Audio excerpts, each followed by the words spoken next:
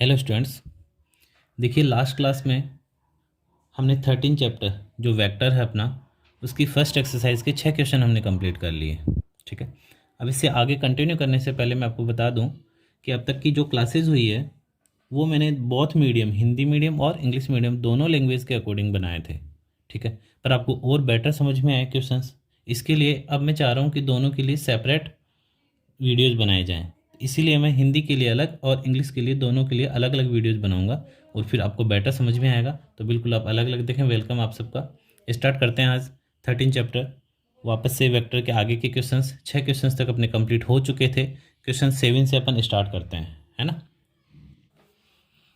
Question number 7 देखिए, सदिश C vector बराबर आई के प्लस जे के प्लस 2 के अनुदिश मात्रक सदिश हमें ज्ञात करना है। ठीक है, तो सबसे पहले पता होना चाहिए मात्रक सदिश क्या होता है। तो लास्ट क्लास जो बेसिक क्लास थी अपनी इसकी, इसमें मैंने बताया था कि मात्रक सदिश क्या होता है। फिर भी एक बार रिवाइज कर देता हूं मैं मात्रक सदिश को, है ना।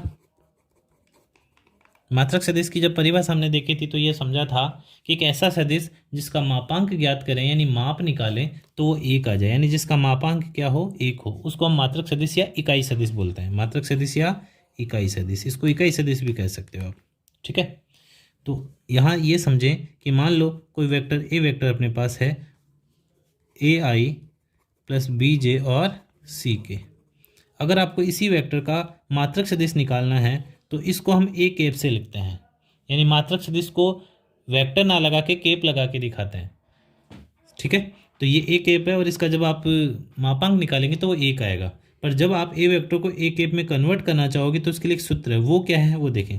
अगर आपको ए वेक्टर से मात्रक सदिश ए केप निकालना है तब आपको ए वेक्टर में भाग देना होगा इसी के मापांक का। जब आप इसके मापांक का इसमें भाग दे देते हैं तो आपके पास एक केप आ जाता है, मतलब मात्रक सदिश आ जाता है।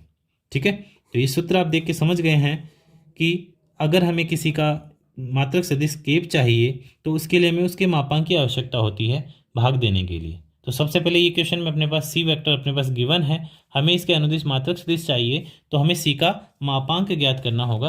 तो मैं सी का मापांक निकालता हूँ। देखो सी का मापांक हो जाएगा अपने पास, यहाँ सी का मापांक मैं निकाल देता हूँ और वो अपने पास होगा, यहाँ देखो आई जे और जो के है उनके गुणांकों का वर्ग होता है। तो यहाँ 1 का स्क्वायर प्लस 1 का स्क्वायर और प्लस 2 का स्क्वायर और इसका रूट। ठीक है, ये क्या आ जाएगा 1 प्लस 1 प्लस 2 का स्क्वायर कितना हो गया 4 और ये आपको मिल गया √6। ठीक है, यानी ये सी का मापांक आ गया। अब हमें क्या ज्ञात करना है, अब सी वेक्टर के अनुदिश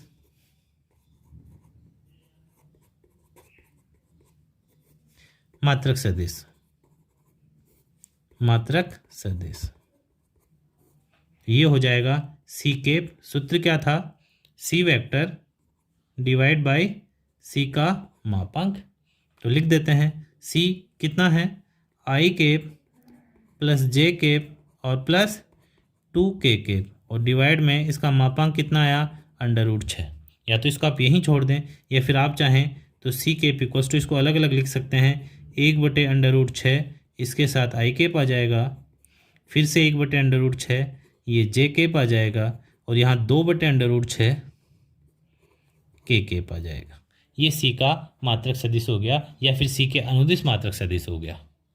ठीक है, नेक्स्ट देखते हैं क्वेश्चन नंबर 8 में अपने पास पी क्यू के अनुदिश एक मात्रक सदिश बताना है।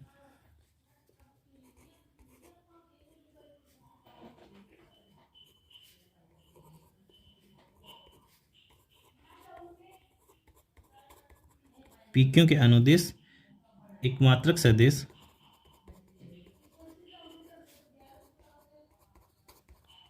पी क्यू के अनुदिश मात्रक सदिश बताना है जहां पी और क्यू आपको दे रखे हैं। पी बिंदु अपने को दे रखा है 1 2 और 3 और क्यू बिंदु अपने पास है 4 5 और 6। देखो प्रश्न में थोड़ा सा संक्षिप्त में लिख रहा हूँ, आपको समझ में आएगा कि पी क्यू के अनुदिश हमें मात्रक सदिश बताना है जहाँ पी और क्यू दोनों बिंदुओं के निर्देशांक दिए हुए हैं, यानी दोनों बिंदु हमें ज्ञात है। ठीक है, अब कैसे हम बता सकते हैं वो देखो, क्वेश्चन को अगर समझें, पी क्यू वैक्टर, पहली बात कि पी क्यू वैक्टर हमें बताना होगा, निकालना होगा, और इसके साथ जब ये आ जाएगा तब हमें उसके अनुदिश मात्रक सदिश यानी फिर से वही इकाई सदिश केप पी क्यू का केप हमें बताना होगा। तो पहले तो पी क्यू वैक्टर निकालते हैं। अब पी क्यू के लिए हमें दो बिंदु दिए हुए हैं और दो बिंदुओं के बाद हम एक वेक्टर कैसे बनाते हैं, इसका फॉर्मूला देखें। इसका फॉर्मूला आपको लास्ट टाइम बताया था, x2 माइनस x1 और इसके साथ आई केप, ठीक है, प्लस y2 माइनस y1 और इसके साथ जे cap, plus z2 minus z1 और इसके साथ के केप। ये था दो बिंदुओं से बनने वाले सदिश। ठीक है, दो बिंदुओं से मिलाने वाले सदिश का स्थिति सदिश। तो देखें यहां से पी और क्यू के लिए हम सॉल्यूशन करते हैं इसका।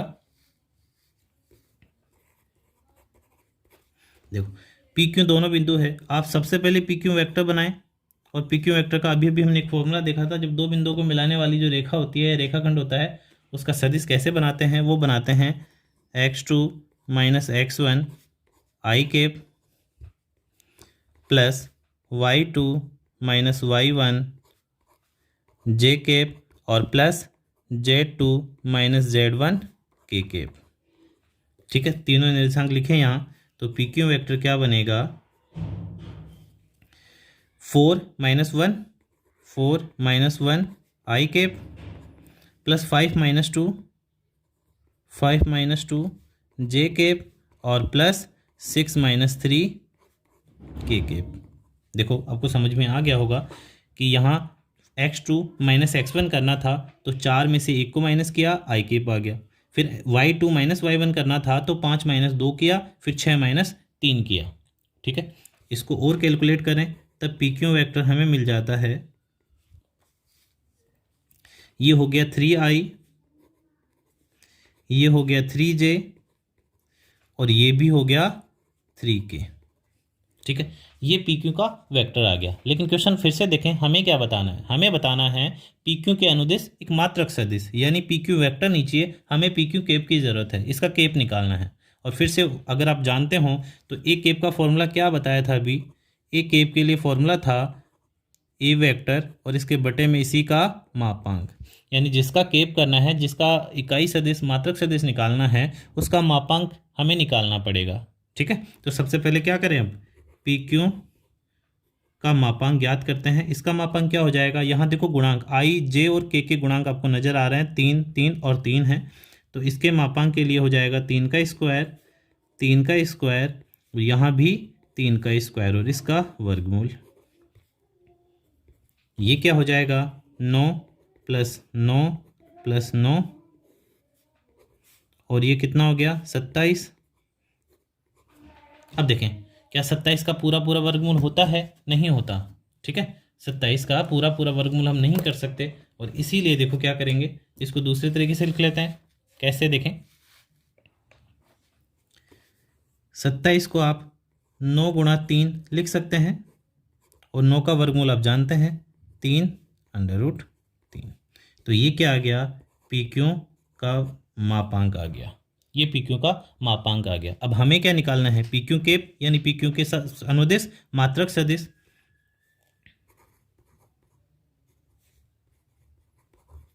अब पी क्यू के अनुदिश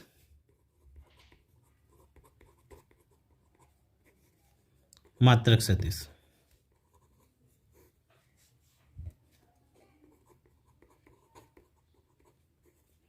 ये क्या हो जाएगा, पी क्यू का केप और सूत्र क्या बनेगा, पी क्यू वेक्टर बटे में पी क्यू का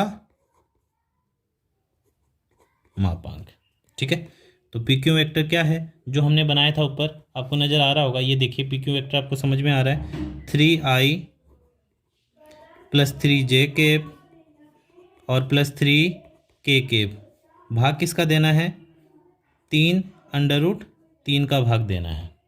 ठीक है, अब एक चीज़ आपको नज़र आ रही है कि ऊपर से 3 कॉमन लेके नीचे वाले 3 को हम हटा सकते हैं, तो हम कॉमन ले लेते हैं। यहाँ से 3 कॉमन लिया और आपको मिल जाएगा I cap plus J cap plus K cap, और नीचे अपने पास क्या है 3√3। यहाँ से 3 को आप कैंसिल कर सकते हो, और फाइनली हमें जो पी क्यू का केप चाहिए था, पी क्यू केप, वो मिल जाएगा। आप इसको ऐसे लिख सकते हैं 1/√3 I cap plus J cap plus K cap. Okay है। तो क्वेश्चन काफ़ी इजी था, इसमें बस फॉर्मूला यही याद होना चाहिए आपको कि ये फॉर्मूला याद होना चाहिए कि किन्हीं दो बिंदुओं से जाने वाली रेखा का अगर आपको सदिश बनाना है, किसी रेखाखंड का सदिश बनाना है तो कैसे बना सकते हैं। उसके लिए सूत्र था x2 - x1 I cap, y2 - y1 J cap और z2 - z1 के केप। यही फॉर्मूला मैंने यूज़ किया है क्योंकि मेरे पास बिंदु दिए हुए थे, दोनों के निर्देशांक पता थे मुझे p और q के, इसलिए मैंने सूत्र यूज़ लिया और इसके बाद में pq वेक्टर बनाया। जब pq वेक्टर आ गया 3i + 3j + 3k, उसके बाद में अब मुझे पी क्यू का मात्रक सदिश चाहिए था, और मात्रक सदिश के लिए देखो ए केप का फॉर्मूला क्या था कि ए वेक्टर बटे में ए का मापांक।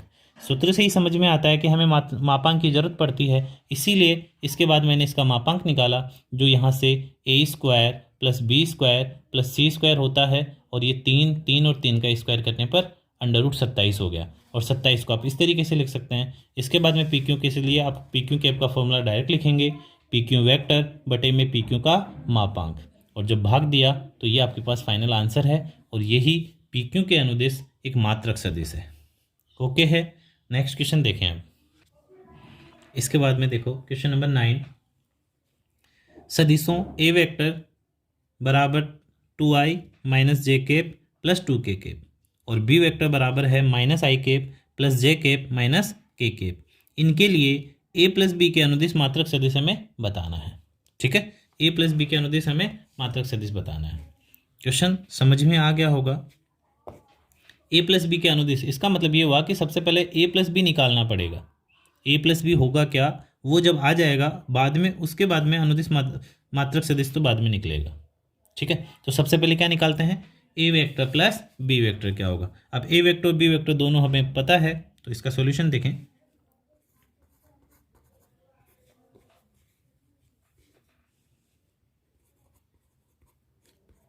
यहाँ a वेक्टर अपने पास है 2i - j + 2k, तथा b वेक्टर अपने पास क्या है -i केप + j केप और -k केप। ओके, अब क्या करना है, देखो सबसे पहले a + b ज्ञात करना है, इसके लिए दोनों को जोड़ देते हैं, a vector plus b vector. कैसे आएगा, a वेक्टर क्या है 2i - j + 2k, प्लस करना है इसमें b को, यानी -i cap + j cap - k cap. ठीक है, अब इसको प्लस करते हैं, देखो 2i - i रह गया, यहाँ i केप आ गया, -j और +j, -j + j कैंसिल होके क्या हो गया 0j, आप लिख भी सकते हैं 0j। ठीक है, यानी 0 हो गया, कट जाएगा, पर इसको अगर आपको व्यक्त करना हो तो 0.j लिख सकते हैं आप इसको। ठीक है, इसके बाद में देखें 2k और ये माइनस का k, तो एक प्लस का k रह गया। ठीक है, फाइनली आप इसको लिख सकते हैं i केप + k केप, यानी j केप इसमें नहीं है, क्या आ गया a vector plus b vector आ गया, यानी a और b को हमने प्लस कर लिया, जोड़ लिया। अब इसके अनुदिश फिर से मात्रक सदिश बताना है, 2-3 क्वेश्चन में लगातार यही बात कर रहे हैं कि इसके अनुदिश मात्रक सदिश बताना है, तो इसका मापांक निकालना है। अब a vector plus b vector का मापांक क्या आएगा, यहाँ i का गुणांक भी 1 है, y का गुणांक j है, मतलब j केप का गुणांक जो है वो j 0 है क्योंकि है ही नहीं, और k का गुणांक फिर से 1 है, तो इसका मापांक क्या आ जाएगा 1 का स्क्वायर प्लस 1 का स्क्वायर और इसका वर्गमूल, यानी कि 2 का अंडर रूट। ये इसका मापांक आ गया। अब क्या करना है, अब आपको चाहिए मात्रक सदिश a + b वेक्टर के अनुदिश मात्रक सदिश। ठीक है, तो ये कैसे निकलेगा, देखो आपको मात्रक सदिश का मतलब हो गया कि a + b वेक्टर, इन दोनों का क्या चाहिए केप चाहिए। ठीक है, हमें इसका केप निकालना है। और केप के लिए क्या फॉर्मूला है, देखें केप के लिए वही फॉर्मूला है कि इन दोनों का सॉल्यूशन जो भी आया यानी A vector plus B vector तो ऊपर आ जाएगा। ठीक है, और इसमें भाग देंगे किसका, इसके मापांक का, यानी A vector plus B vector के मापांक का हम इसमें भाग दे देंगे। तो दोनों का प्लस करने पर क्या आया था, ये अपने पास ऊपर है आई, ये इधर से लिख सकते हैं आई केप प्लस जे केप। तो ए प्लस बी अपने पास आ गया आई केप प्लस जे केप, और भाग किसका देना है, मापांक का। मापांक कितना है, √2। ए प्लस बी इसका मात्रक सदिश हम ज्ञात कर रहे हैं, और अगर इसको अलग अलग लिखना चाहें तो फिर से वही 1/√2 आई केप और प्लस 1/√2 जे केप। सॉरी, देखो एक चीज़ हमने थोड़ा सा मिस्टेक किया है, क्या कि यहाँ के केप था, यहाँ भी क्या आएगा के केप, और यहाँ भी के केप। ठीक है, तो ये फाइनल सॉल्यूशन हो गया है क्वेश्चन नंबर 9 का। ठीक है, इसके नेक्स्ट देखते हैं अगला क्वेश्चन 10। देखिए, सदिश 5 I cap minus J cap plus 2 K cap के अनुदिश ऐसा सदिश बताना है जिसका परिमाण 8 इकाई का है।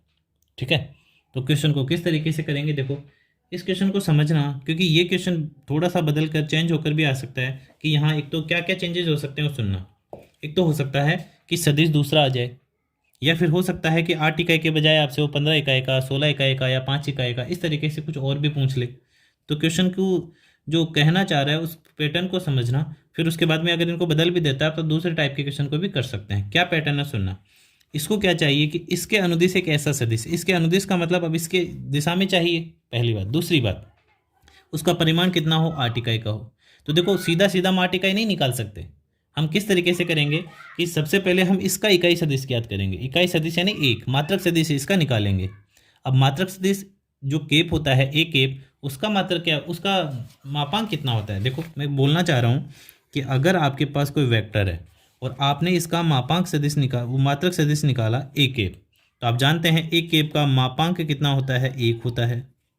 यानी सबसे पहले देखो मैं इस सदिश का मात्रक सदिश केप निकालूंगा। केप निकालने से फ़ायदा क्या होगा, जैसे ही मैं इसका केप कर दूंगा मुझे पता लग जाएगा कि उसका परिमाण क्या है, उसका मापांक क्या है, 1 है। अब बाद में मुझे क्या चाहिए, 8 इकाई का, तो मुझे इसको 8 से गुणा ही करना पड़ेगा, बस इतना ही करना पड़ेगा। ठीक है, तो आप जब भी ऐसा क्वेश्चन आए सबसे पहले आप उसका केप करेंगे। केप का मतलब मात्रक सदिश ज्ञात करेंगे। जब आप मात्रक सदिश ज्ञात कर चुके होंगे फिर उसको जितने इकाई का चाहिए, 8 इकाई, 10 इकाई, 15 इकाई, उससे हम इसी को गुणा करा देंगे। इतना ही करना है। तो देखो कंटिन्यू करते हैं इस क्वेश्चन को।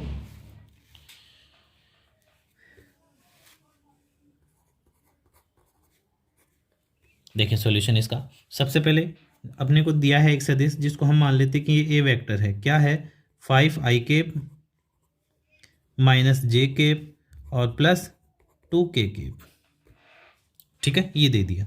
अब 8 इकाई का निकालने के लिए मैंने अभी बताया सबसे पहले इसका केप कर लेते हैं, इसका मात्रक सदिश निकाल लेते हैं। तो हम लिखेंगे ए वेक्टर का मात्रक सदिश।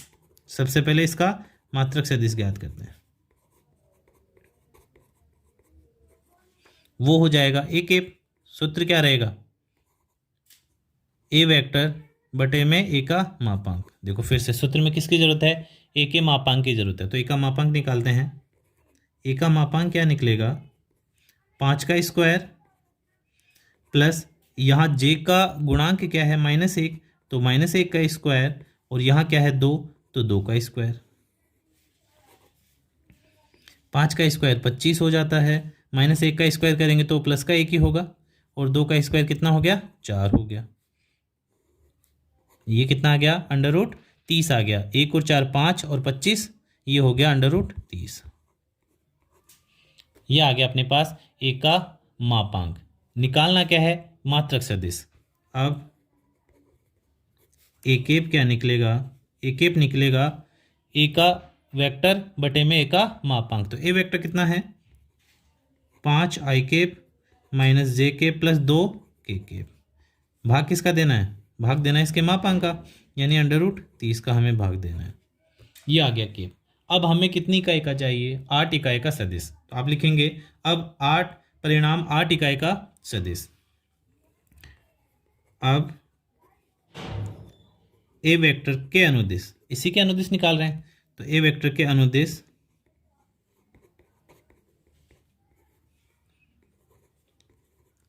8 इकाई का सदिश। देखें इसके लिए क्या करेंगे, इसके लिए हम क्या कर देंगे, इस ए कैप को 8 से गुणा करा देंगे। ठीक है, तो ये आ जाएगा 8 गुणा 5i कैप माइनस जे कैप और प्लस 2k कैप। ठीक है, बटे में √30। अब आप चाहें तो इसको थोड़ा सा सरल करके लिख सकते हैं, अलग अलग लिख सकते हैं, बाकी ये आ गया है, फिर भी मैं इसको सरल करके लिख देता हूँ एक बार कि जब आप इसको इससे गुणा करवाएंगे तो 8 पंजे 40 हो गया, 40 बटे में √30, इसके साथ में तो आई कैप लगेगा। फिर जब 8 को इससे गुणा करवाएंगे तो -8 बटे √30 और इसके साथ क्या आ जाएगा, जे कैप आ जाएगा। और फिर जब 8 को इससे गुणा करवाएंगे तो 8 दूनी 16 बटे √30 और इसके साथ के कैप आ जाएगा।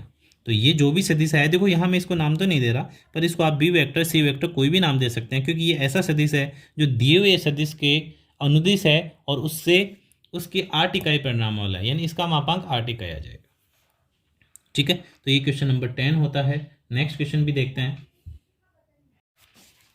अब क्वेश्चन नंबर 11 देखिए, दर्शाइए कि सदिश 2i cap minus 3j cap plus 4k cap और -4i cap plus 6j cap minus 8k cap संरेख है। देखो एक नया वर्ड अपने पास आया है, संरेख। क्या होता है पहले इसको समझना होगा। ठीक है, वैसे सामान्य तो इसका मतलब आप जानते ही होंगे कि क्या होता है संरेख। यहाँ देखें, संरेख नाम से ही समझ में आ रहा है एक ही रेखा में, और सामान्य अर्थ इसका आप जानते हैं कि कुछ बिंदु अगर एक ही रेखा में हो, यानी कुछ बिंदुओं को मिलाने पर अगर यदि सीधी रेखा बन जाती है तो इन तीनों बिंदुओं, सपोज ये ए है, ये बी है और ये सी है, अगर इन तीनों को मिलाने पर एक सीधी रेखा बनती है तब हम कह सकते हैं कि ये तीनों बिंदु क्या है, संरेख है। पर हम बात कर रहे हैं भी सदिश की। ठीक है, और सदिश में थोड़ा सा इसका मतलब थोड़ा डिफरेंट मिलेगा आपको। वो क्या है समझे, यदि कोई सदिश, यहाँ सदिश का मतलब एक रेखा से लिया जाएगा, है ना।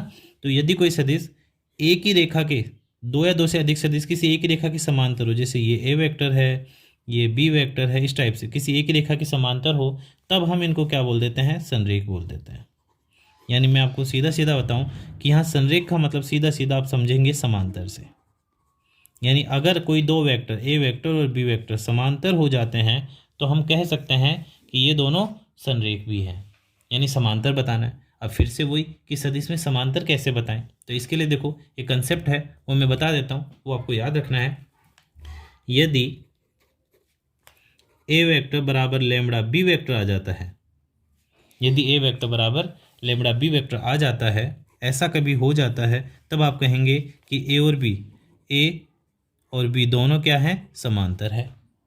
कैसे, एक एग्जाम्पल से समझाने की कोशिश कर रहा हूँ। आप क्या करेंगे, जैसे एक वेक्टर मैंने ले लिया आई कैप प्लस जे कैप प्लस के कैप, ये एक वेक्टर मैंने ले लिया। ठीक है, और एक दूसरा वेक्टर मैंने ले लिया अपने पास, मान लो वो है 2i कैप 2j कैप और 2k कैप। काफ़ी सिंपल सा एक एग्जाम्पल लेते हैं, आपको समझ में आ रहा होगा कि अगर मैं दूसरे वाले सदिश से दो कॉमन ले लेता हूँ, दो को बाहर ले लेता हूँ, तो मुझे पहला वाला मिल जाता है।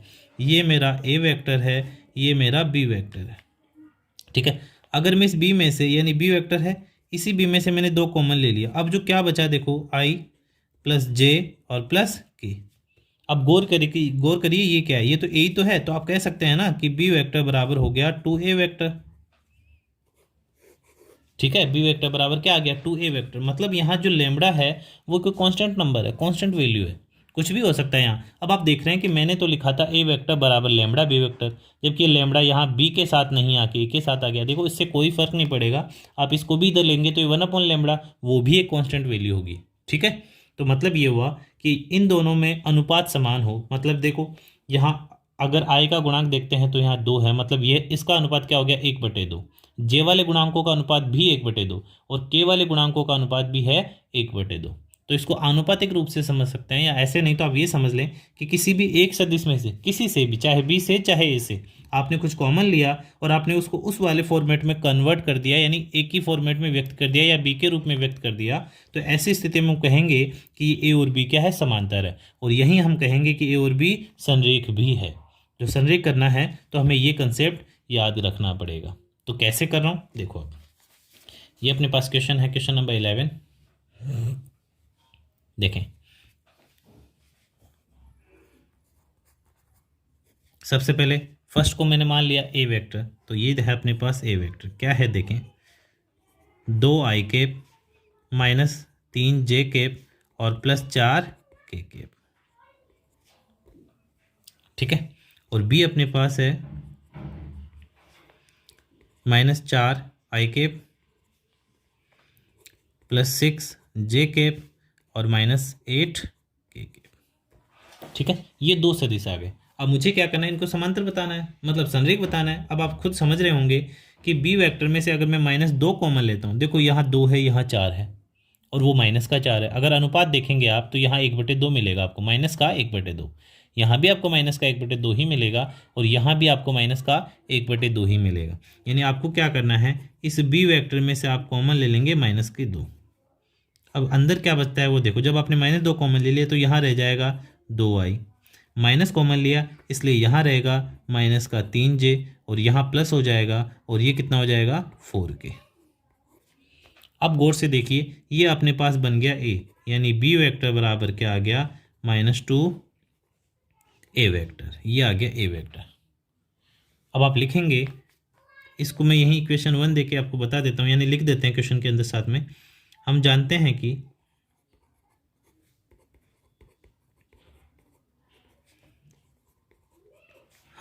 हैं कि यदि a वेक्टर बराबर लैम्ब्डा b वेक्टर हो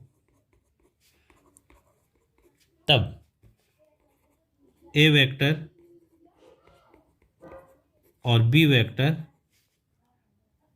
संरेख होते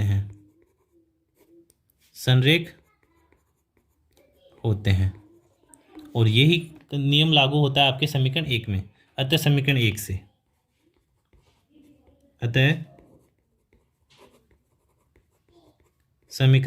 से हम क्या लिख सकते हैं, a वेक्टर तथा b वेक्टर संरेख सदिश है,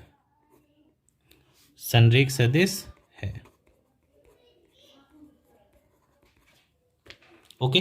तो इस तरीके से ये क्वेश्चन भी कंप्लीट ही होता है। अब देख लिए, दो सदिश अपने पास थे, हमें बताना था संरेख। एक चीज़ मैंने पहले भी बता दी आपको कि आपको संरेख के बजाय अगर समांतर करना हो तो भी सेम कंसेप्ट आपको अप्लाई करना है, यानी कि इन दो सदिशों में ऐसी कोई संख्या कॉमन लेनी है या अनुपातिक रूप से इक्वल बताना है उसको। तो ऐसी कोई संख्या कॉमन ले लें जिससे एक सदिश दूसरे के रूप में बदल जाए। जैसे मैंने b में से -2 कॉमन लिया तो ये जो सदिश था b वेक्टर वो a के रूप में बदल गया कुछ कॉमन लेने के बाद, और इसी को हम लैम्ब्डा मान सकते हैं। तो यहाँ लैम्ब्डा कितना है, -2 है, ये कांस्टेंट वैल्यू है लैम्ब्डा, ठीक है। तो ये संरेख हो जाता है। इसके बाद में नेक्स्ट क्वेश्चन देखें, क्वेश्चन नंबर 12 देखिए। बिंदुओं p i cap plus 2j cap minus k cap और q -i प्लस j और प्लस k कैप को मिलाने वाली रेखा को 2:1 के अनुपात में अंत्य विभाजन और बाह्य विभाजन, अंत्य और बाह्य दोनों विभाजन करने वाले बिंदु R का स्थिति सदिश बताना है। एक ही क्वेश्चन में देखो अंत्य विभाजन और बाह्य विभाजन दोनों हमसे पूछा है इसने, और p वेक्टर भी हमें दे दिया, बिंदु p दिया है, इसका मतलब बिंदु p का स्थिति सदिश p वेक्टर दे दिया और बिंदु q का स्थिति सदिश q वेक्टर हमें दे दिया, ठीक है। इसके लिए देखो लास्ट क्लास में हमने जब 13 यानी सदिश का बेसिक हमने देखा था, उसमें हमने सेक्शन फॉर्मूला देखा था, यानी विभाजन सूत्र हमने देखा था। एक बार मैं बता देता हूँ क्योंकि वहाँ मैंने बहुत लैंग्वेज हिंदी मीडियम और इंग्लिश मीडियम के हिसाब से बताया था। यहाँ आपको मैं थोड़ा सा रिवाइज कर देता हूँ क्या था। देखें, विभाजन सूत्र मैंने बताया था कि यदि कोई दो बिंदु है, जैसे ये मान लो P है और ये आपके पास Q है, इसका स्थिति सदिश वही P वेक्टर और इसका Q वेक्टर। इसको कोई बिंदु R मान लो विभाजित करता है किसी अनुपात जिसको हम ले लेते थे n/n में। अगर इस अनुपात में इसको R विभाजित करता था तब इस R का स्थिति सदिश अगर निकालना होता था तो उसका सूत्र था वो क्या था, देखो सेम फॉर्मूला 10th क्लास में भी था, पर वहाँ थोड़ा सा डिफरेंट था। यहाँ आर का फॉर्मूला क्या हो जाएगा, इधर वाला अनुपात इधर वाले सदिश से गुणा होगा और इधर वाला इधर वाले से गुणा होगा। ठीक है, तो इसके दो सूत्र थे। पहले मैं बात करता हूँ अंत्य वाले की, यानी अंत्य विभाजन जब रेखा के ऊपर ही विभाजन हो तब, और दूसरा हो जाएगा जब ये बाह्य विभाजन कर रहा हो तब इसका सूत्र क्या होगा। इन दोनों की ही हम बात करते हैं। तो देखो पहले अंत्य विभाजन की बात करते हैं। यहाँ आर वेक्टर हो जाएगा m q vector plus n p vector, और नीचे आ जाएगा एम प्लस एन। इसी प्रकार अगर बाह्य विभाजन देखना हो तब आपका आर वेक्टर क्या होगा वो देखें। यहाँ आर वेक्टर होगा एम क्यू वेक्टर, लेकिन माइनस आएगा, और फिर एन पी वेक्टर, और नीचे भी आपको लिखना है एम माइनस एन। ये दो सूत्र थे विभाजन सूत्र, इनको बोलते हैं विभाजन सूत्र। विभाजन सूत्र जब 10th क्लास में आप पढ़े थे उस समय ये दोनों सूत्र निर्देशांकों के लिए थे और अब ये सदिश के लिए हो गए। ठीक है, तो हमें दोनों अंत्य विभाजन और बाह्य विभाजन दोनों बताने हैं। अपने पास पी है क्यों है, दोनों सदिश भी दिए हुए हैं। तो क्वेश्चन करते हैं। देखो यहाँ पी वेक्टर अपने पास क्या है, पी वेक्टर अपने पास है I cap plus 2j cap minus K cap, तथा क्यू वेक्टर क्या दिया हुआ है वो है minus I cap plus J cap और प्लस के केप। अनुपात भी दे रखा है हमें, जिसे हम m अनुपात n बोलते हैं, वो दे रखा है 2:1। ठीक है, इतना तो हमें दिया है। अब हमसे अंत्य विभाजन, अगर r अंत्य विभाजित करता है तब r का स्थिति सदिश क्या होगा वो बताना है, और यदि ये r जो है वो इसको बाह्य विभाजित करता है तब इसका स्थिति सदिश क्या होगा हमें वो बताना है। तो पहला केस में ले लेता हूं।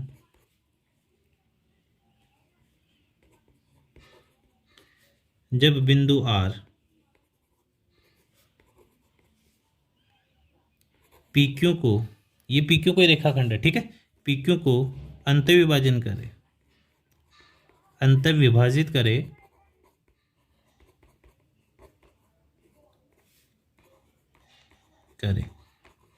तब आर का स्थिति सदिश, और इसके लिए देखो एक बार आप सूत्र को भी लिखें तो आर वेक्टर सूत्र क्या हो जाएगा यहाँ m q vector plus n p vector, और बटे में क्या आ जाएगा एम प्लस एन।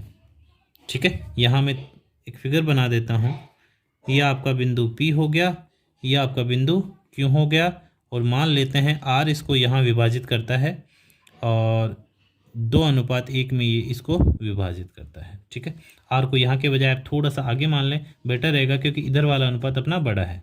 ठीक है, तो मैं मान लेता हूँ कि ये R यहाँ है। ठीक है, R यहाँ है, ये R है, और इसी R का अपने को स्थिति सदिश निकालने के लिए ये अपने पास सूत्र है।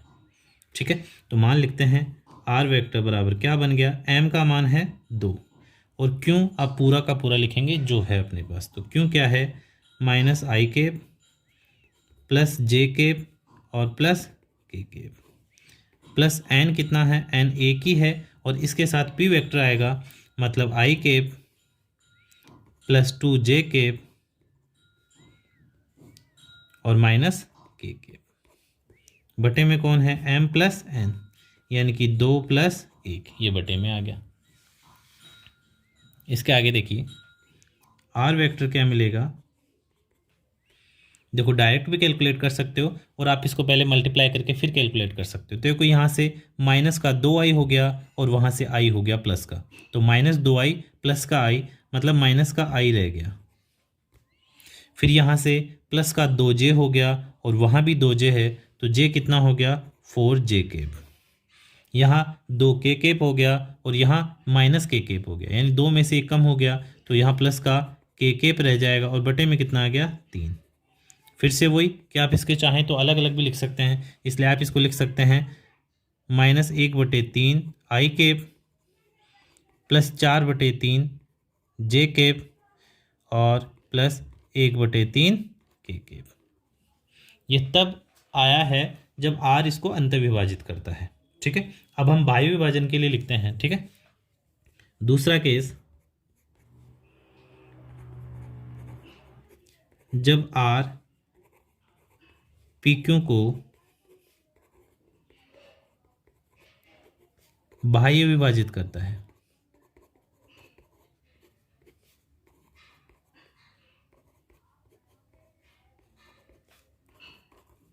तब R का स्थिति सदिश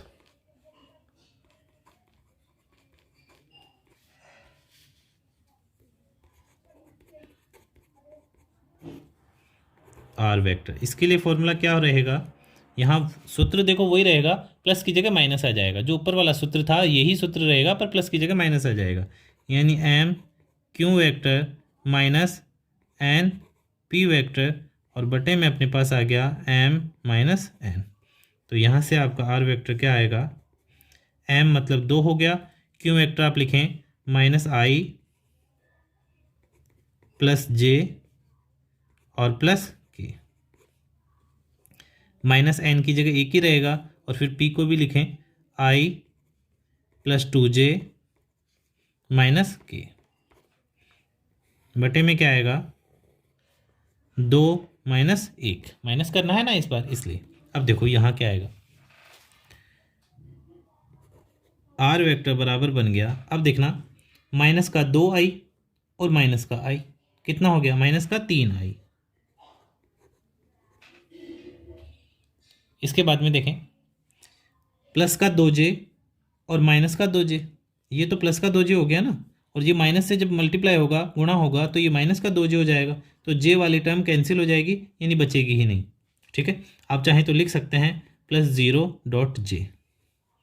ठीक है, और तीसरा ये प्लस का 2k हो गया, और ये माइनस माइनस प्लस होने के बाद k हो गया, तो 2 और 1 3k हो गया, और प्लस का हो गया,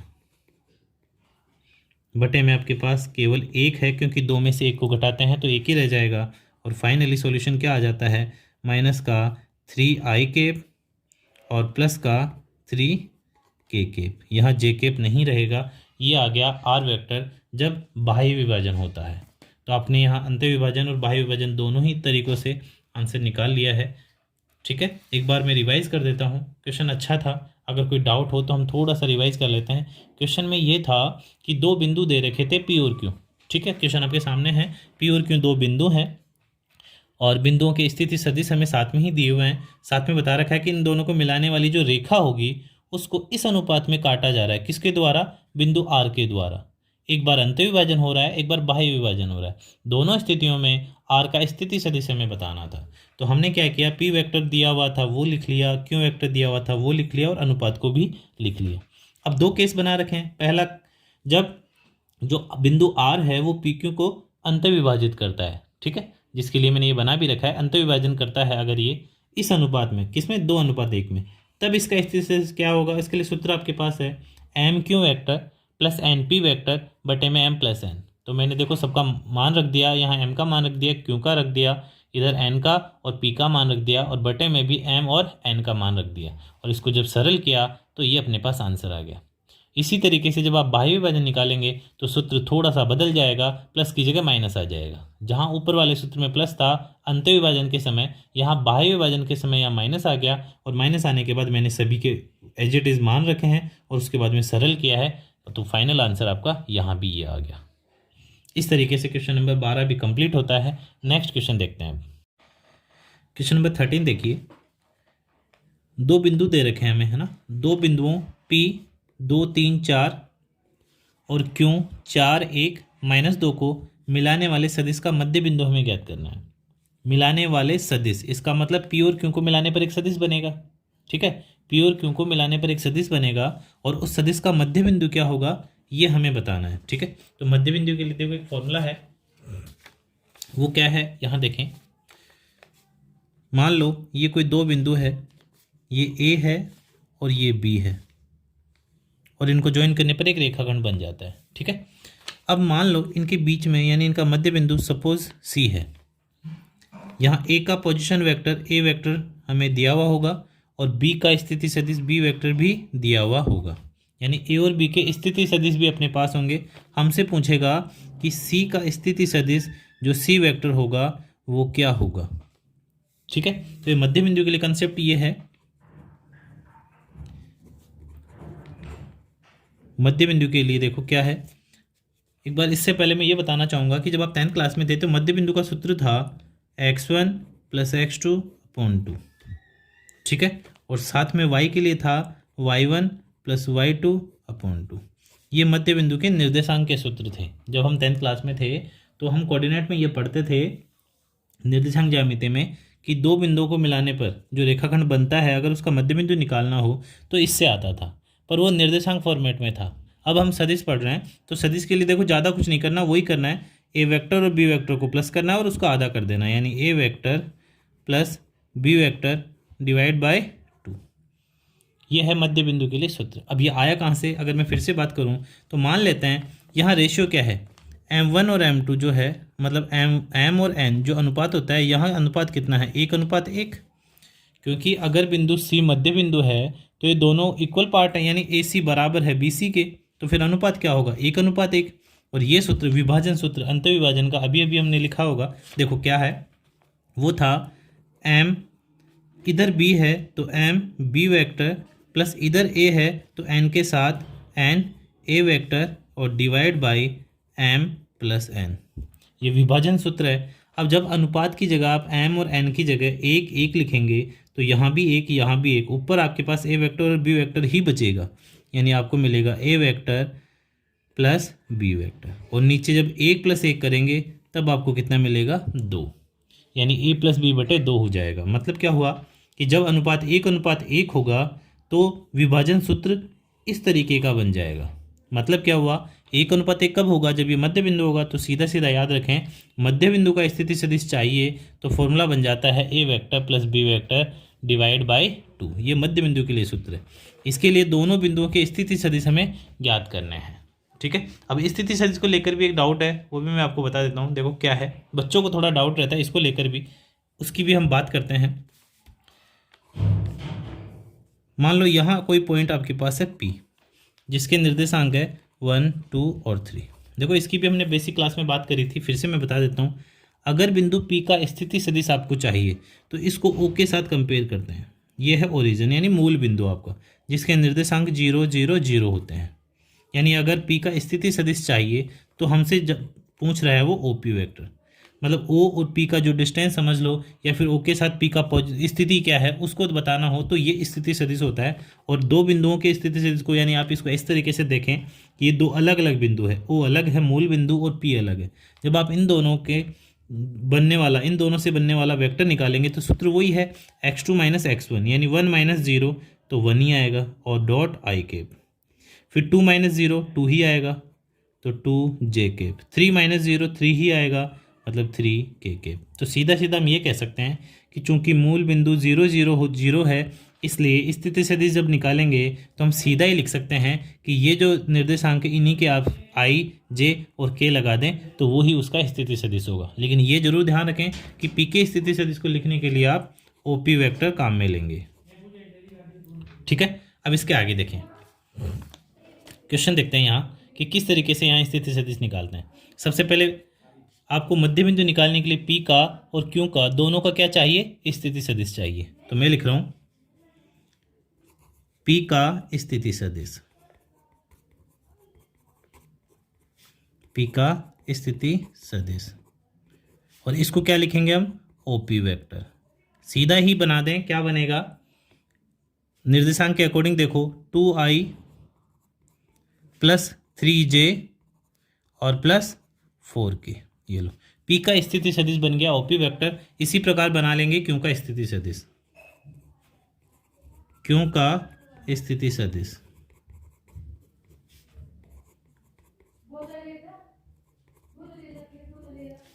OQ वेक्टर, और ये क्या बनेगा 4i cap plus j cap और माइनस 2k कैप। देखो ये स्थिति सदिश मैंने बिंदुओं से बनाए हैं। ठीक है, बिल्कुल भी कंफ्यूज होने की जरूरत नहीं है, काफ़ी आसान था। बिंदु P के निर्देशांक जब 2, 3 और 4 है तो P का स्थिति सदिश बन जाएगा 2i प्लस 3j +4 के। और इसी प्रकार जब क्यू के निर्देशांक अपने पास 4, 1, -2 है तो इसका स्थिति सदिश बन जाएगा 4i + j और -2 के। जो निर्देशांक था फर्स्ट निर्देशांक x वाला उसके साथ i लगा दिया, जो y का निर्देशांक था उसके साथ j, और जो z वाला निर्देशांक है उसके साथ क्या लगा दिया कि। दोनों का स्थिति सदिश आ गया। अब मान लो इनको, इनके बीच में यानी इनका जो मध्य बिंदु है वो मान लो आप r है, कोई भी एक बिंदु मान लेते हैं ना। जैसे मैं यहाँ ये मान लेते हैं दो बिंदु अपने पास, ये P आपका है और ये आपके पास Q है, और इसका जो मध्य बिंदु है उसको मान लेते हैं R, और ये R क्या है, मध्य बिंदु। R अपने पास है मध्य बिंदु, और P और Q दोनों आपको दे रखे हैं, है ना। तो अगर इस मध्य बिंदु को आपको स्थिति सदिश चाहिए तो हम क्या लिखेंगे, देखें। अब मध्य बिंदु R का स्थिति सदिश,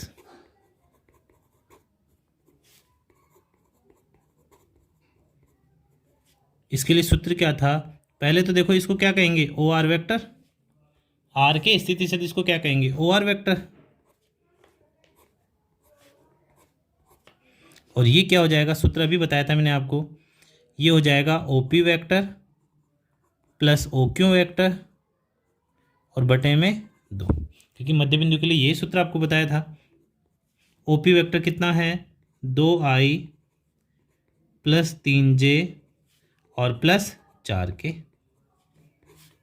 प्लस किसको करना है, ओ क्यू वैक्टर को, जो क्या है 4i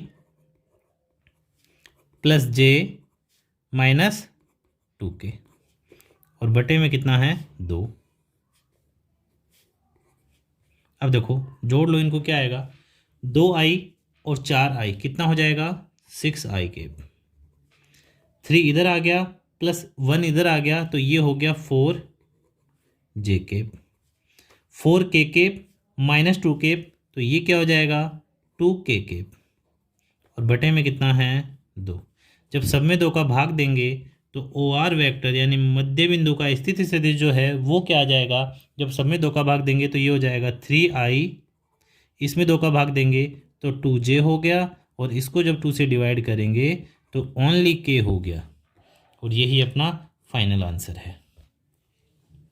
ठीक है, इस प्रकार आप मध्य बिंदु के लिए भी लिख सकते हैं। तो मध्य बिंदु का सूत्र आपको यही याद रखना है, O P vector + O Q vector / 2। जिन दो बिंदुओं का मध्य बिंदु निकालना है उनके स्थिति सदिश को प्लस करके उसका आधा कर देना है, हाफ कर देना है। ठीक है, तो आपको मध्य बिंदु का स्थिति सदिश मिल जाएगा। चलो नेक्स्ट क्वेश्चन देखते हैं।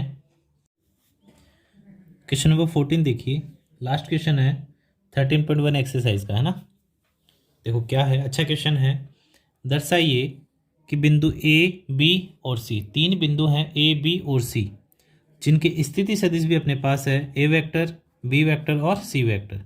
हमें बताना है कि ए, बी और सी जो हैं वो एक समकोण त्रिभुज के शीर्षों का निर्माण करते हैं, यानी ये ए बी सी जो है वो एक समकोण त्रिभुज के शीर्ष हैं, ये बताना है। ठीक है, इसको इस तरीके से समझते हैं। देखो एक समकोण त्रिभुज ले लेते हैं ना, ये मान लो कोई समकोण त्रिभुज है जिसमें ये ए हो गया, ये बी हो गया और ये सी हो गया। ठीक है, एक चीज़ और देखना, ये जो ए बी सी हमने लिखा है ये केवल क्वेश्चन को समझने के लिए, एक डायग्राम से समझने के लिए ही लिखा है, बाकी ऐसा कोई जरूरी नहीं कि ए यहीं होगा। ए यहाँ हो सकता है, बी यहाँ हो सकता है, सी यहाँ हो सकता है, इनकी पोजीशन अलग अलग हो सकती है, पर अभी हम केवल समझने के हिसाब से इसको बना रहे हैं कि मान लेते हैं कि एक समकोण त्रिभुज है जिसमें एक शीर्ष ए हो गया, एक बी हो गया, एक सी हो गया। अभी समकोण त्रिभुज है या नहीं है फिलहाल हमें पता नहीं, पर हमें बताना है कि ये ए बी सी जो तीनों शीर्ष हैं वो तीनों समकोण त्रिभुज के शीर्ष हैं। ठीक है, तो देखते हैं कैसे इस क्वेश्चन को कर सकते हैं। देखो इस क्वेश्चन में एक इम्पोर्टेंट चीज़ है जो मैं आपसे बताना चाहूँगा आपको, है ना। क्या है, देखो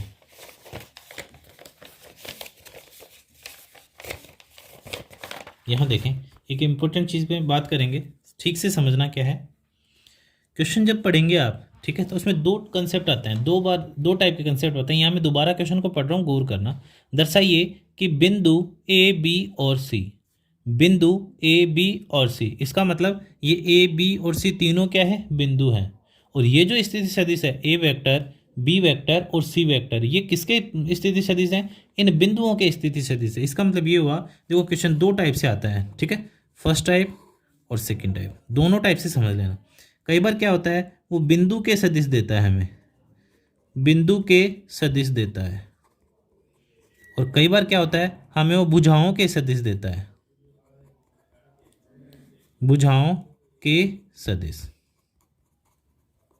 समझ में क्या आया कि देखो अगर हमें बिंदु के सदिश दिए जाएंगे, सपोज करो ये है आपका समकोण त्रिभुज, ये ए बी और सी, जैसा कि इस क्वेश्चन में है कि ए का स्थिति सदिश ए वेक्टर दे दिया, बी का स्थिति सदिश बी वेक्टर दे दिया और सी का स्थिति सदिश सी वेक्टर हमें दे दिया, मान लेते हैं, है ना। तो अब याद रखना ये ए वेक्टर बी वेक्टर और सी वेक्टर तीनों शीर्षों के स्थिति सदिश है, भुजाओं के नहीं है, यानी आप इनको भुजाओं की जगह काम में नहीं ले सकते। लेकिन अगर हमें भुजाओं के स्थिति सदिश दे देता है, यानी कई बार हमें डायरेक्ट भुजाओं के स्थिति सदिश देता है, लेकिन वो यहाँ ये नहीं लिखता कि बिंदुओं के स्थिति सदिश ये है, वहाँ वो लिखता है कि त्रिभुज की भुजाओं के स्थिति सदिश दिए हुए हैं। तो अगर भुजाओं के स्थिति सदिश दे रखा होगा तो समझ लो ए वेक्टर बी वेक्टर और सी वेक्टर सीधा ही अपने पास भुजाओं के स्थिति सदिश हो जाएंगे, तब हम इनको भुजाएं मान सकते हैं और सीधा ही इसको हल कर सकते हैं। लेकिन जो क्वेश्चन अपने पास है उसमें भुजाओं के स्थिति सदिश नहीं है, बिंदुओं के हैं, इसका मतलब ये हुआ कि भुजाएं हमें निकालनी पड़ेगी, और इस केस में भुजाओं के स्थिति सदिश दिए हुए थे तो वहाँ भुजाएं नहीं निकालनी थी, ठीक है। तो इम्पोर्टेंट यही क्वेश्चन यहाँ इसलिए है कि जो दे रखा है ये ए वेक्टर बी वेक्टर और सी वेक्टर, ये इन तीनों बिंदु ए बी और सी के स्थिति सदिश हैं, ना कि भुजाओं के स्थिति सदिश हैं।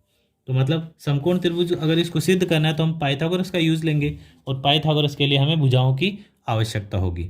अब कंसेप्ट ये है कि यहाँ तीन भुजाएं हैं, हम भुजाएं कैसे निकालें? तो देखो मैं लिख रहा हूँ, है ना।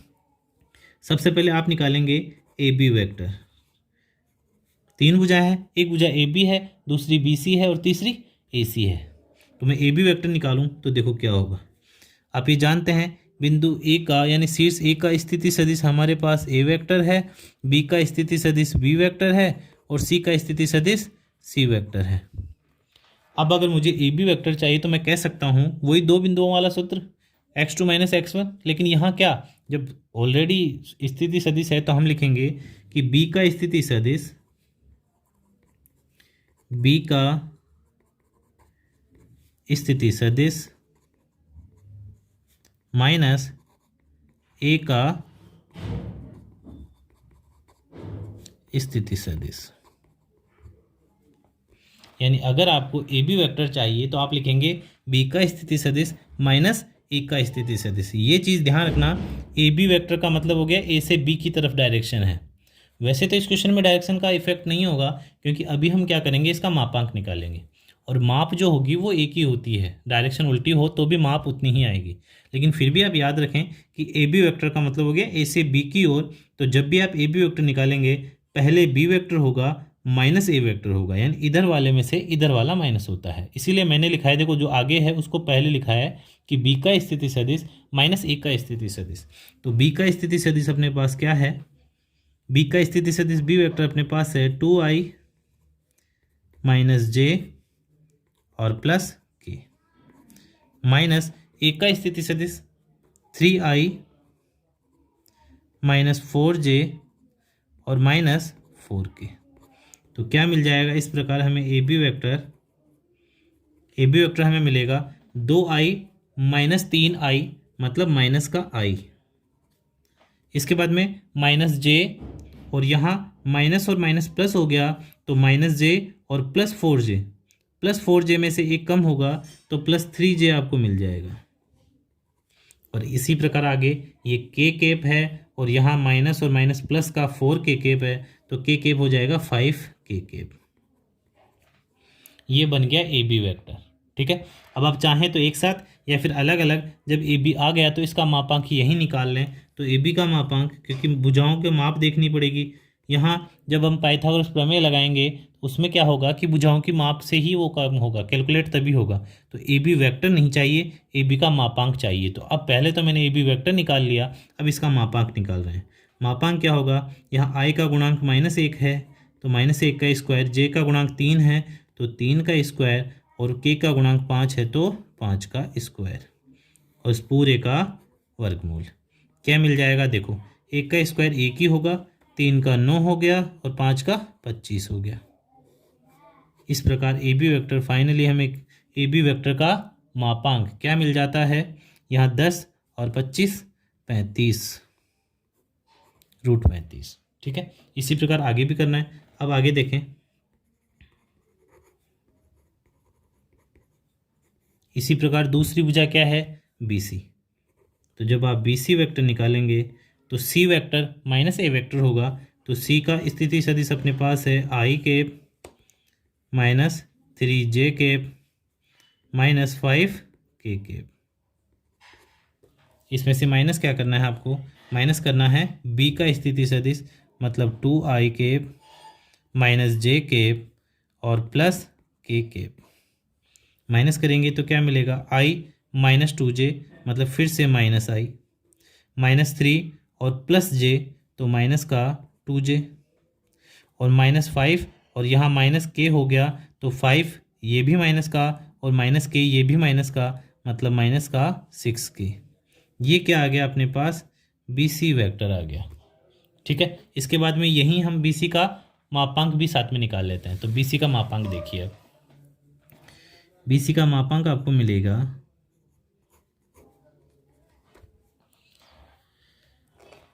यहाँ गुणांक -1, तो -1 का स्क्वायर प्लस -2 का स्क्वायर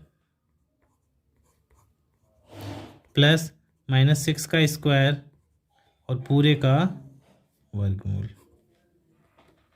ठीक है, क्या मिल जाता है, ये 1 हो गया प्लस 4 हो गया और प्लस 36 हो गया और ये आपको क्या मिल गया, 41 का root.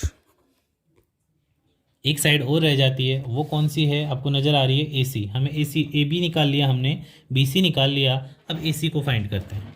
Okay,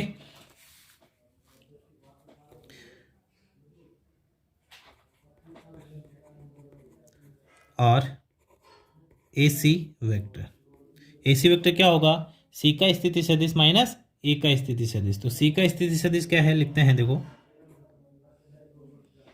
I cap -3j cap -5k cap minus A का स्थिति सदिश 3i -4j -4k। माइनस करें इसको, i -3j यानी -2j -3j और प्लस 4j। ठीक है, -3j हो गया इधर, प्लस 4j हो गया, तो प्लस का एक रह गया, प्लस का j, देखो ये i है ना, और ये प्लस का -3 प्लस का 4j मतलब प्लस का j हो गया। ठीक है, फिर -5k हो गया और इधर प्लस 4k हो गया, तो माइनस का एक रह गया मतलब माइनस का k। ये क्या आ गया, ए सी वेक्टर आ गया। अब आगे ए सी का मापांक यही निकाल लेते हैं। तो ए सी का मापांक क्या आएगा वो देखें, -2 का स्क्वायर प्लस 1 का स्क्वायर और प्लस -1 का स्क्वायर। क्या मिल जाएगा, 4 + 1 + 1 मतलब ये हो गया √6। ठीक है, अब देखें क्वेश्चन को फिर से मैं एक बार एक्सप्लेन करना चाहूँगा आपको। 3 शीर्ष अपने पास थे, तीनों के स्थिति सदिश अपने पास थे। हमने पहले ए बी भुजा का स्थिति सदिश निकाल लिया, फिर बी सी का निकाल लिया और अब ए सी का भी निकाल लिया। तीनों भुजाओं के स्थिति सदिश हमने निकाल लिए। अब जब तीनों भुजाओं की माप अपने पास है, देखो पहले तो स्थिति सदिश ए बी वेक्टर निकाला, फिर उसका माप भी निकाल लिया। माप मतलब मापांक, मापांक का एक्चुअल मीनिंग माप से है, मेजरमेंट से है। ठीक है, इसी प्रकार बी सी का स्थिति सदिश बनाया और बी सी की माप भी निकाल ली, और इसी प्रकार ए सी निकाला और ए सी की माप भी हमने निकाल ली। ओके, तीनों आ गए। अब इसमें हम पाइथागोरस प्रमेय लगाएंगे, लेकिन सीधा तो लगा नहीं सकते।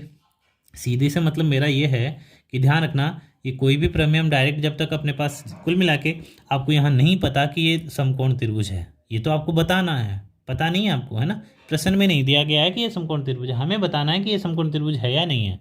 तो पाइथागोरस तो तभी लगा सकते थे ना जब हमें पता होता कि ये समकोण त्रिभुज है। तो पाइथागोरस को ही लगाना है, लेकिन बिना पाइथागोरस कहे। किस तरीके से, देखें एक बार। यहाँ आप नोटिस करें, यहाँ कितना है, यानी कि ए बी का मापांक जो आया वो √35 आया है, बी सी का √41 आया है, और ए सी का √6 आया है। यानी इन तीनों में एक रिलेशन जरूर आपको मिलेगा कि कोई एक बाकी दो के स्क्वायर का सम होगा, किसी एक का स्क्वायर। यहाँ देखें, अगर मैं 41 का वर्ग करता हूँ तो 41 रह जाएगा, जो कि इन दोनों के वर्ग के टोटल के बराबर आ जाएगा। तो यहाँ मैं ये लिख सकता हूँ, सीधा सीधा ये लिख सकता हूँ कि देखो जो छोटे हैं उनको मैं ले रहा हूँ, यानी 35 को ले रहा हूँ, यानी ए बी को ले रहा हूँ। तो मैं कह रहा हूँ अब ए बी के मापांक का स्क्वायर प्लस, और लास्ट में ए सी है उसके मापांक का वर्ग, ये दोनों मैंने ले लिए और ये मैं निकाल रहा हूँ कि क्या आता है। फिर से सुनना, यहाँ मेरे पास ये 41 है, ये 35 है और ये 6 है। जो छोटे संख्याएं हैं, जो दो भुजाएं छोटी हैं, मैं उनको ले रहा हूँ, क्योंकि बड़ी भुजा तो कर्ण होती है, तो कर्ण का वर्ग बाकी दोनों भुजाओं के वर्गों के योग के बराबर होता है पाइथागोरस के अनुसार, इसलिए मैं दो छोटी भुजाओं का वर्ग कर रहा हूँ। तो ए बी स्क्वायर वो हो जाएगा 35 अंडर रूट का स्क्वायर, और ए सी का स्क्वायर हो जाएगा √6 का स्क्वायर। ठीक है, यहाँ देखें आराम से। अब इसको तो ऐसे कैसे रहने दो, यानी ए बी और स्क्वायर प्लस ये ए सी स्क्वायर, और ये कितना मिल गया आपको, ये आपको मिल गया 35 और ये आपको मिल गया 6। ठीक है, और ये कितना हो जाएगा, जो ए बी स्क्वायर है और जो ए सी का स्क्वायर है वो आपको मिल गया 41। देखो 35 + 6 41 होता है। और गौर करें, इसी 41 को क्या मैं ये लिख सकता हूँ, क्या इसको आप क्या बी सी का स्क्वायर लिख सकते हैं, ये लो इसको आप लिख सकते हैं बी सी का स्क्वायर। क्यों, क्योंकि बी सी का मान भी आपके पास कितना था 41, और बी सी का मान 41 नहीं √41 था, तो आप बी सी तो नहीं लेकिन बी सी का स्क्वायर लिख सकते हैं। तो यहाँ देखो क्या मिला आपको, A B square plus A C square equals to कितना हो गया, बी सी स्क्वायर।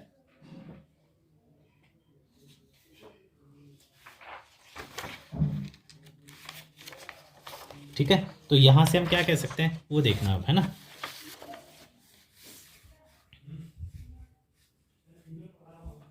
इसके आगे देखें, यहां अब आप ये कह सकते हैं कि यहां जो ए बी का स्क्वायर है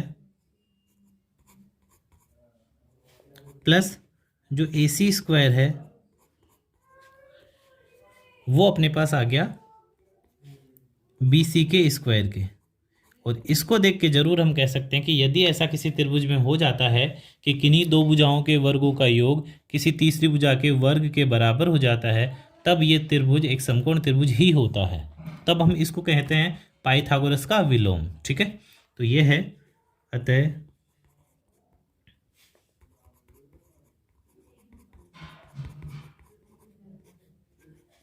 पाइथागोरस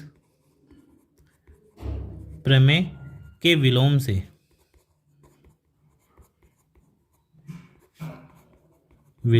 क्या स्पष्ट होता है कि ए बी तथा सी एक समकोण त्रिभुज के शीर्ष हैं, एक समकोण त्रिभुज के